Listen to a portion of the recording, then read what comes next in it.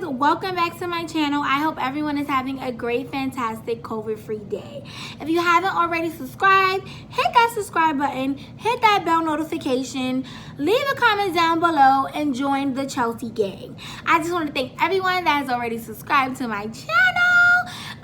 In my absence, I'll excuse the same makeup look in different videos. I only did that because I'm trying to film multiple videos for you guys, you know. One thing I am trying to do, I'm trying to switch up my content. I'm trying to switch up the people that are on my page. I'm trying to just give you guys a more personal, in-depth sense of me, like who I am and my life and the things that I go through, because I don't feel like I'm a good vlogger. I guess I don't really get down with the vlog thing, so I want to try the story time and let you guys in on my life. Nonetheless, this story time is going to be about how me and my baby made up and how we're talking again, because we was beefing, y'all. We was real like beefing. Like we was going through it, and I feel like a lot of women can relate to my story time or whatever, because we women and what the fuck.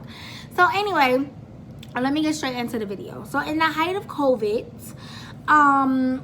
we were doing good. Like we had a little routine going. Like he would come over, we would eat dinner together. My family does not know this, but he had the keys to my house. He had the keys to my apartment, so like sometimes I would come home, he would already be here with dinner, or he would be here with lunch, or sometimes he would just come over like on a day off and just watch TV in my house, because there's a lot of people in his house. And we just, like, I trust him. Like I trust him my whole life. Like y'all, I done left stacks of money. I'm a mess, literally. I'm a mess compared to him, and he be the one who like going behind me like, I put your money on the counter. The fuck? Oh, I put your this there, I put that there. Like, girl, you're a mess. So he knew like the real me. So I felt like, you know, he had, in the height of COVID, he had got furloughed or whatever, I'm sorry if I'm saying that wrong, temporarily laid off. And during that time, like the 3 weeks for unemployment, I was holding him down. I was giving him money, I was feeding him, like he was at my house, like we was cool. Then I felt like once he got his little unemployment money, he wanted to act up. You could get snatched up. So, y'all know, I'm an independent black woman. I pride myself on being that. And I was not going for it. So, one day, I had text, because we was beefing, and then we stopped talking, and we didn't see each other, and it was just really weird. So, I had a day off, a Wednesday. And I texted him on a Tuesday, and I was like, oh, you know, I'm off tomorrow. If you want to come over, we could watch. He wanted to watch Lovebirds. Yeah, I mentioned it. So, I was like, if you want to come over, watch Lovebirds, like, you're more than welcome to come over. No reply. No reply. He replies to all my messages. He's a bad texter, I'll give him that, but he'll at least tell me good morning. He'll at least try midday. He'll at least send me memes, like do, you know, some type of ways to communicate with me. And then he's a talker on the phone, so I'm like, damn, it's funny how he didn't even say nothing, and he normally replies and says something. So 11 o'clock that night when I was going to bed, I'm like, damn, it's funny how, you know, you acting like real funny, like for what reason? I just don't understand. I just feel like since you got your unemployment money, like you acting real, I don't know, like what's up? You got another situation, well, like what's the problem?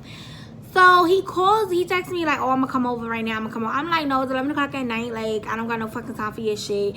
At the end of the day, like, you being wild disrespectful, and I'm not with it. So he calls me, and he sounded like he was with his friends. Now let me tell you about his friends. I think his friends is bum ass bitches. Y'all gonna be like, Chelsea, I think his friends is bums, and I think he needs to get a new group of friends, like, because you are the company that you keep. But I feel like he has more potential than that, and I see more in him. And prior to COVID, like, I really put that boy on a routine. I was not playing with him. He was coming home at a certain time, he was eating at a certain time, he was working out, because that's one of his personal goals. So I pushed him to work out as much as he pushed himself. He was doing so fucking good. He was losing weight, like, he was doing so good. So I felt like after he got furloughed or whatever, he just lost the routine. Like, it just went out the door.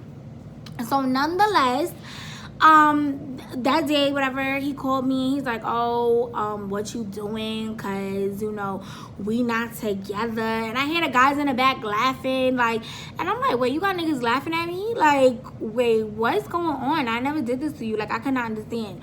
So nonetheless, y'all. I had a full fucking breakdown. I wish I kept those voice notes so I could share it with y'all. I had a full breakdown. Like, I called my AA bestie. I was crying. I was so pissed. I was so mad. I never sent him voice notes. I sent him 20 voice notes of me just screaming in the phone, crying, cursing him out. Like, just, I was so pissed because I'm like, damn, I invested all this time in you. We had made 7 months, like, talking with each other. And I just felt like, damn, I put all this time in you. You're going to switch up like that? Like, I'm a Capricorn. We loyal to the soil. Like, we don't play that shit. So I just felt like, damn, like, why you acting like that? And y'all, in the middle of me fucking, and then he calls me, like, I'm hanging out. We playing, like, little cat and mouse game. In the middle of me crying on the phone, this nigga goes to order. I'm sorry, I'm trying to say something. This nigga goes to order a fucking like ham and cheese or some shit. In the middle of me crying. Nigga like, let me get a ham and cheese on it. It's not funny, but it's funny now. Like, on a hero. So when I'm mad, every little thing pisses me off. So I'm sitting here breaking down and crying and telling you how I feel. And you trying to order fucking sandwiches? So he like, oh, I don't got no time for this. Like, he hangs up on me and blocks me. All right. I'm like, cool, no problem. Like, it is what it is. I'm not going to go back to him. Nonetheless, I think like a month went by and I had to go to Fordham. He lives on Fordham.